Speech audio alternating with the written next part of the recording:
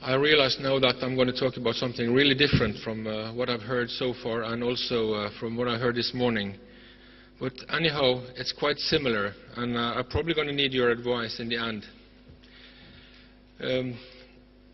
The title of my presentation is The Establishment of an Implementation Platform for the Exchange of T and ITS Data between the Public Authorities and Map Makers and other third parties. I don't know how many in the audience who know what ITS stands for. Intelligent Transportation Systems. It involves a wide range of applications like ABS brakes on cars, like navigation system in the cars, but also ticketing system on the metro. So it's a very wide open area. But I think you all assume that in the not so distant future, the cars will be more or less semi-automatic. They can probably drive by themselves, but we won't want to load that. But we are going in that direction at the moment, and the car itself will know where it's heading, the destination. It also will know the rules and the regulation on the road where it is at the moment. Also the situation ahead when it comes to weather or traffic or congestions. And the cars will be able to communicate with each other, and also to communicate with the roadside equipment that is already in place there. This will eventually lead to a more smooth, cleaner and safer transport system, even though we know that there will be an increase in the number of cars on the roads.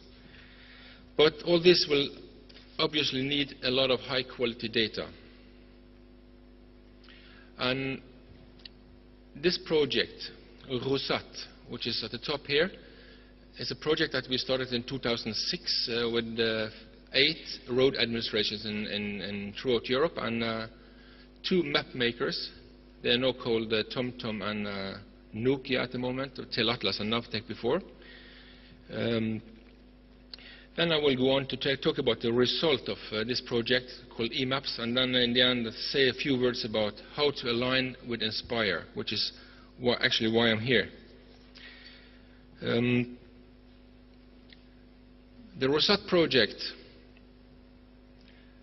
is all about bringing safety-related data from the public authority side through the road databases that we have in place in some of the public roads administrations, all the way into the map providers that makes the navigational system that is used in cars on the road. The project is like the red thing here. The gray boxes here are not actually in the project, but in-vehicle systems is important to the road administrations. When we have data in the vehicle to help the driver, to assist the driver, the public roads administration can actually reduce the death toll on the roads by having high quality data here. So that's why the public roads administrations are very keen to do this loop together with the map makers, who actually are the only ones who can bring data to the driver at the moment. In the future, probably also the car will have access to the same set of data, and you don't need to use Navtec or Atlas or TomTom.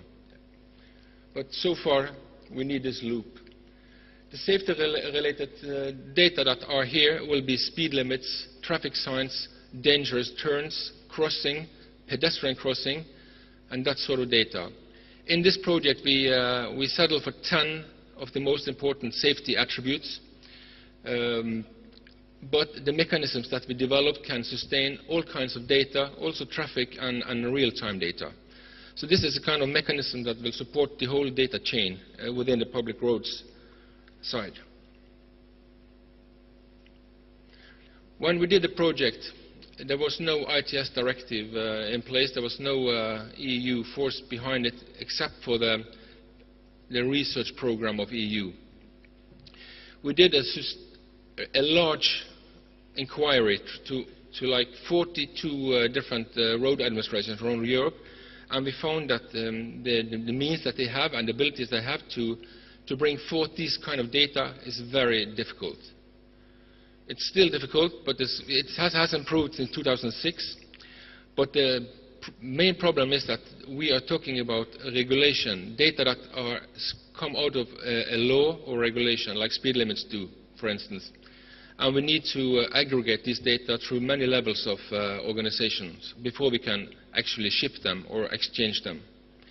And also, a lot of authorities were out of phase with each other. Even Norway and Sweden worked quite closely together with this. We were always, one was ahead at some time and another ahead at a different time, which made it really difficult to make solutions that could operate in both countries. Also, the different degree of coverage. Most of Sweden and Norway is covered with these attributes for safety. But in a large part of Europe, only the motorway network is covered with the same types. Around certain cities, you have a lot of coverage, but not for the whole country. And also, there is a different degree of awareness and maturity and competence when it comes to bringing forth these types of data.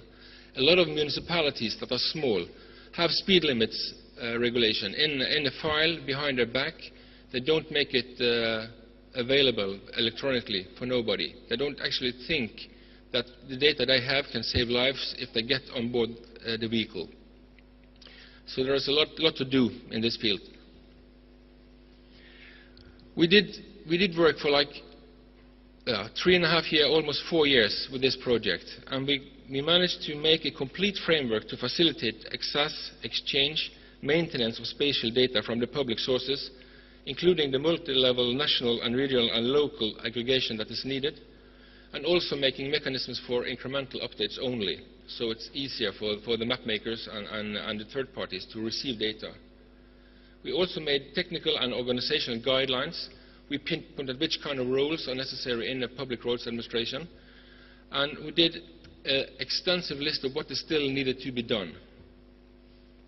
But maybe most importantly, we have at least 5 major road administrations on board, and they are committed to follow us through this. I'm not so sure what to point. This is the list of what, the short version of the list of what is still needed to be done here. We found that we needed to have a ROSATTE forum or platform. We saw that the specification that we made for the data and the standards that we were developing needed to be maintained for the time being, and we also needed to make a portal to help us publish the data. So we need some kind of organization that can run this in Europe. We needed to work on location referencing, on standardization, on specification, and also to help the latecomers to apply to the ROSATTE principle. We want to make generic tools like instant road databases or other kind of reference implementations, and we need to raise the awareness. So a lot of dissemination and pedagogical work is still needed to be done in this field. Well, the eMaPS project picked up where ROSATTE left this list. And before I go into the details of eMaPS, something very good happened to us. We have a lot of good drivers in this field. A lot of big EU projects like the Easy Way and others needs the data that we are creating in the ROSATTE framework. But also we have Inspire and we have the PSI directive, and we have a lot of kind of pull from the market. Even the media is a strong pull for road and traffic data in most of the countries of Europe. Then we had the ITS directive, and this was directly aimed at what we were doing in the ROSATTE. At least that was the way we felt when it came along. The directive is divided into 6 parts. The first part here, number 1, is the optimal use of road and traffic and travel data. That is, take what exists in the road administration at the moment and dismiss it. No, sorry, publish it.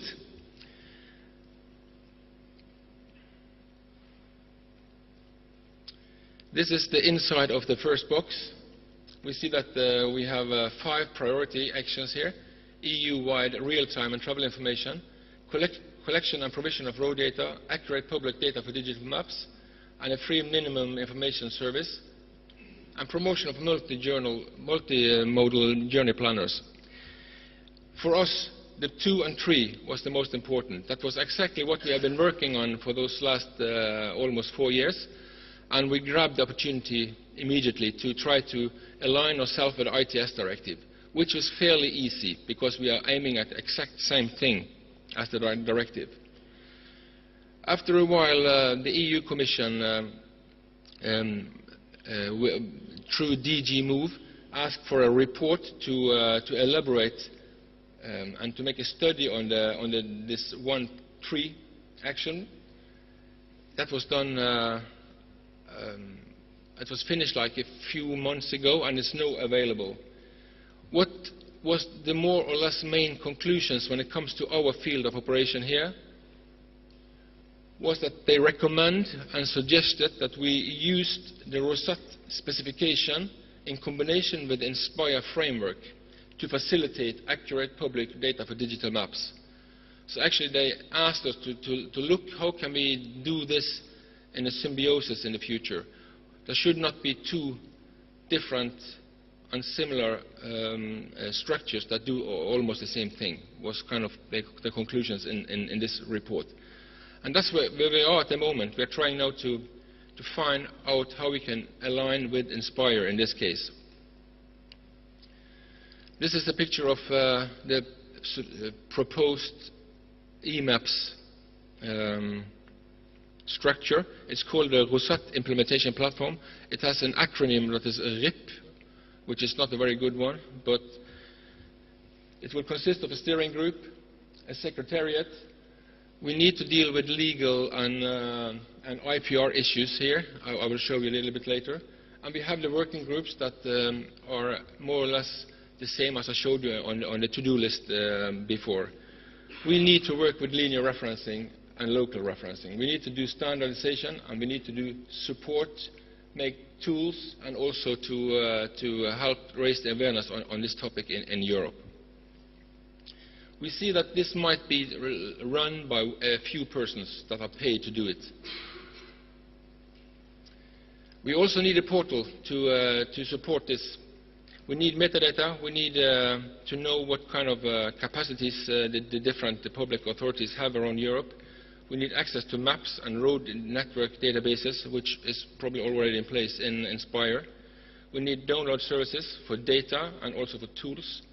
We need online services that can help us convert between the different formats that are in play in our sector.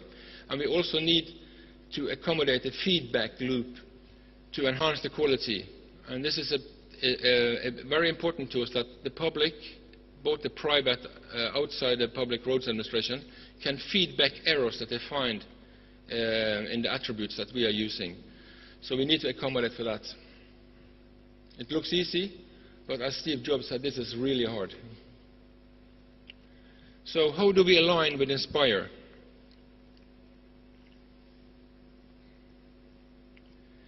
The ITS directive and the ROSATTE implies that we need to coordinate and aggregate data from public authorities all over Europe and at all levels.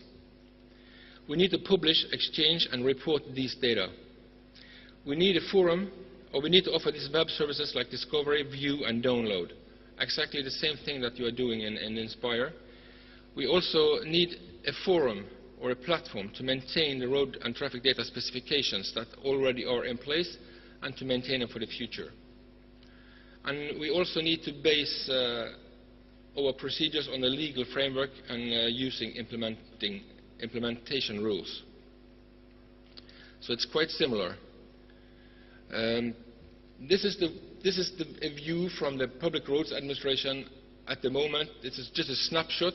If you have a lot of road databases and traffic databases here, at the moment we need to learn to use the INSPIRE framework portal to actually use a different one for ROSATTE and the ITS directive, one for e-survey, one for statistics, and there are numbers of portals that are kind of in the cradle now and being born now. And what we actually like to see is more this picture, that we have one portal that serves all the purposes that we need. When I drew this picture, I thought this was a very good one, but I realize now that it should be framed a different way, that the databases and the portal at the bottom should be kind of the Inspire framework and setup. So this is slightly out of touch with how I really want it to be, but I'll change it before my next presentation. So this is the simplification that we can achieve if we can cooperate or adopt the principle that is already in place in Inspire. But there are important differences between the ROSATTE ITS directive and the Inspire kind of domains. We have a lot of private-owned data in the public road databases around Europe, and this calls for handling of IPR issues. These have proven really difficult to overcome.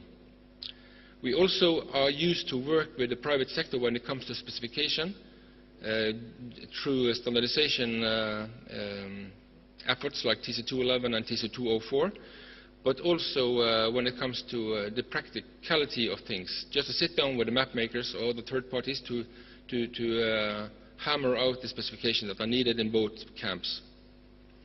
We also need to look at linear and location referencing.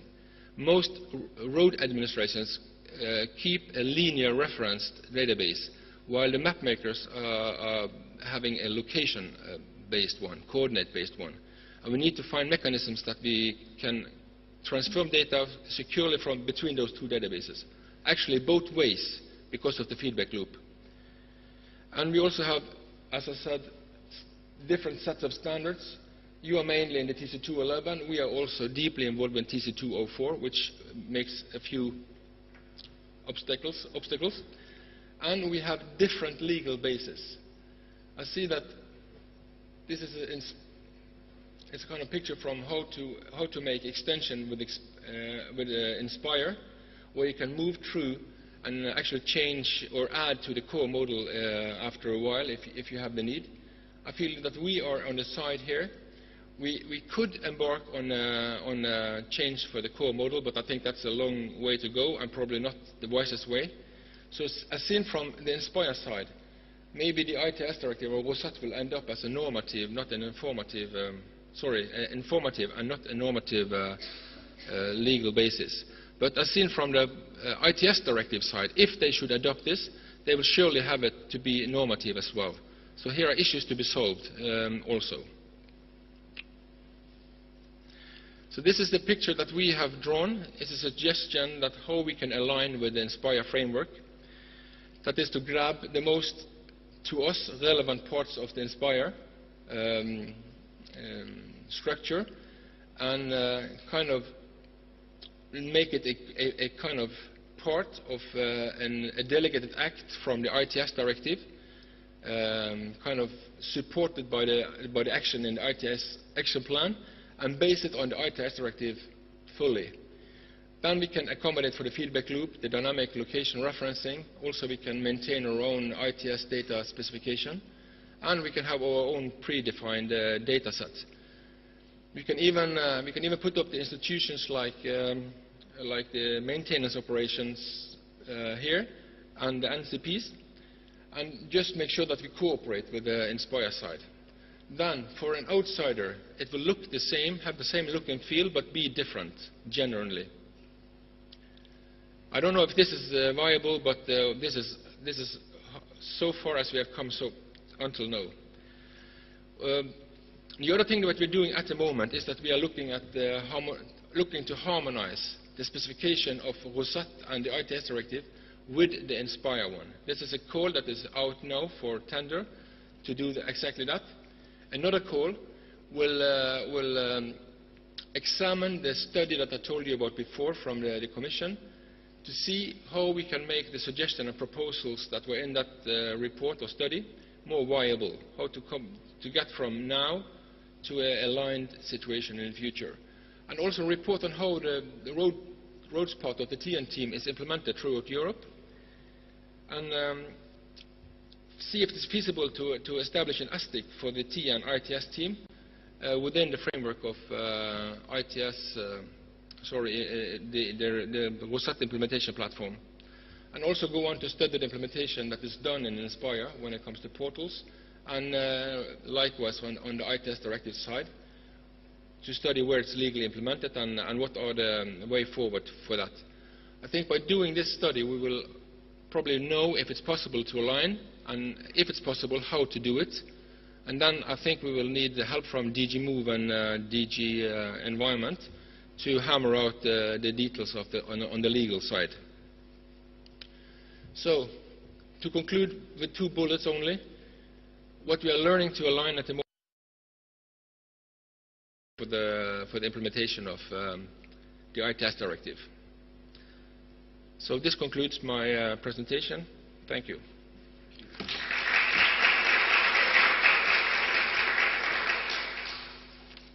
Thank you, Trond. Are there any questions, please? Oh, thank you.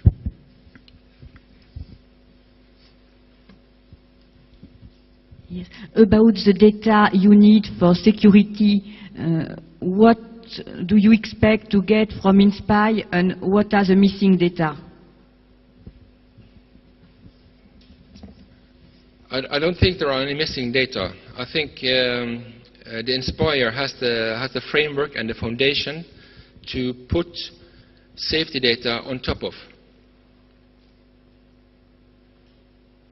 And the provision of safety data is up to the Public Roads Administration to provide, and they might lack data, but once they're in place, they will be able to populate the T and the transport network of Inspire, for instance.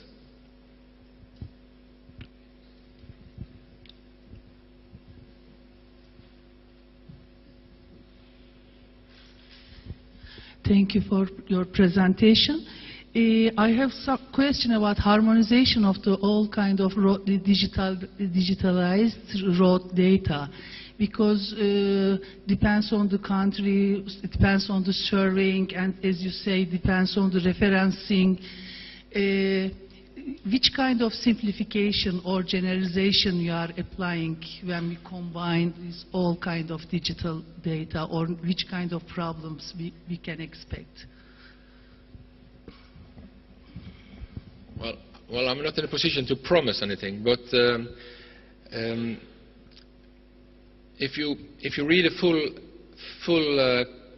result from the ROSATTE project, it will be clear there what road administrations can expect from this ROSATTE implementation platform, and there will be made concessions to make it simple for the newcomers, and it will make it easy to harmonize data throughout, let's say, with one country to another. We will make it easier to harmonize data. If you give him your card, I will send you more information about it. This is a big question you're asking, but the ROSATTE project was established just to do what you ask for. Thank you. Are there more questions? For those of you who have arrived just in the last few minutes, we have no final speaker unless César de Prado has shown. So we have some time for more questions, both to Trond and to Christian and Paloma. Do you have any questions? Maybe then I can use Chairman's prerogative to ask each of them a question. Trond, as you're there, the systems that you're building depend on other data being in place. What was your biggest surprise in data that you expected to be there but discovered was not?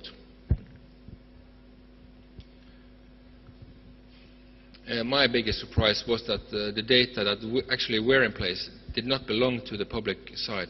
They were actually leased from Navtec and Atlas. That meant that the ownership of the data was not clear. And also, it was very hard for me to understand how we could lack speed limit information on large part of the European network in a digital format. Okay. Thank you. You're welcome. Paloma, may I turn to you?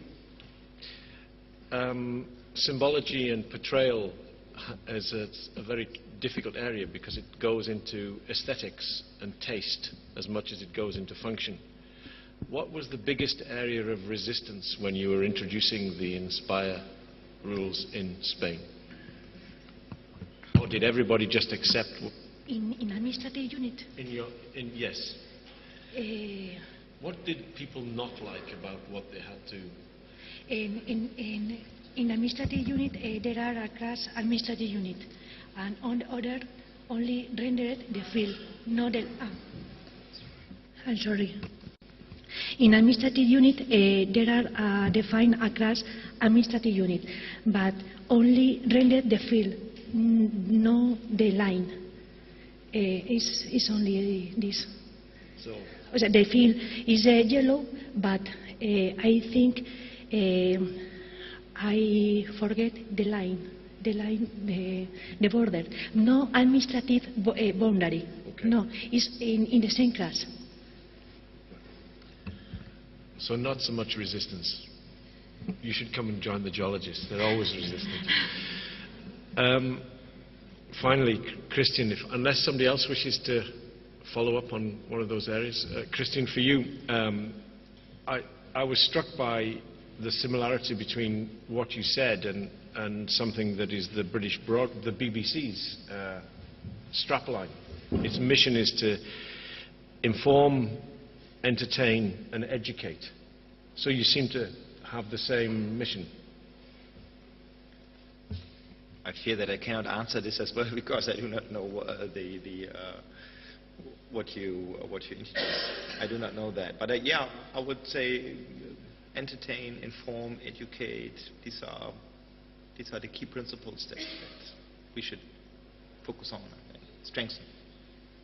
So my question is in two parts. When you produce your applications which have an entertainment value, do you look for your ideas into the gaming industry, or do you stay within the professional, more boring industry that we are in? Do you look at what the games industry is doing? Yeah, we look at that, and we look at also what we look at our own ideas. We look at what the ideas that customers have, that clients have, that exist elsewhere, that are successful elsewhere, and we simply check what new idea can be applied to make the solution easier, right, for a certain aspect. But we really look broad. And we also have the own team that has a lot of ideas, so there is a lot of things that we can still do. The point really with this excitement features is there is a move, and what today an excitement feature is might be tomorrow, let's say, a base functionality. So we always have to look forward to find new approaches and to improve, and yeah. Okay. So, thank you. Welcome. Okay. Well, we have another question, please. It's not a question now that we have HTML5, but in the... I need to... You are actually, the audience is hard to understand. Oh, you don't understand. So I was saying that maybe it's not a good question now that we have HTML5, but if you go back 1 year or a couple of years ago, to which extent the need to use standards was difficulty for the rich internet applications that would, for example, Flash or Silverlight were providing?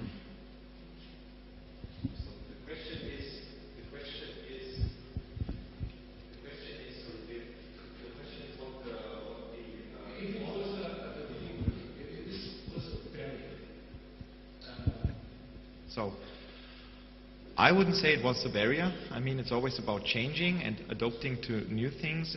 My personal opinion is that the HTML, JavaScript, the web standards were still there, but at certain periods in time they weren't able to do what's needed, and that were the spots and the areas that were then filled with extra technologies like flex and Silverlight, as you name it, and there will come more. I think standardization of these technologies is important in cases where you need to have a broad reach. Right? So if you say like HTML5, definitely one of the key benefits is you can reach a lot of people. If this is not the case, if this is not part of your problem solution fit of your app, then you can easily go with whatever is appropriate, right? So from the application point of view, from the work and the efficiency point of view, you might ask yourself if you can afford to implement in different languages and for different platforms, but that's another question. So I would say it's dependent on the problem solution fit.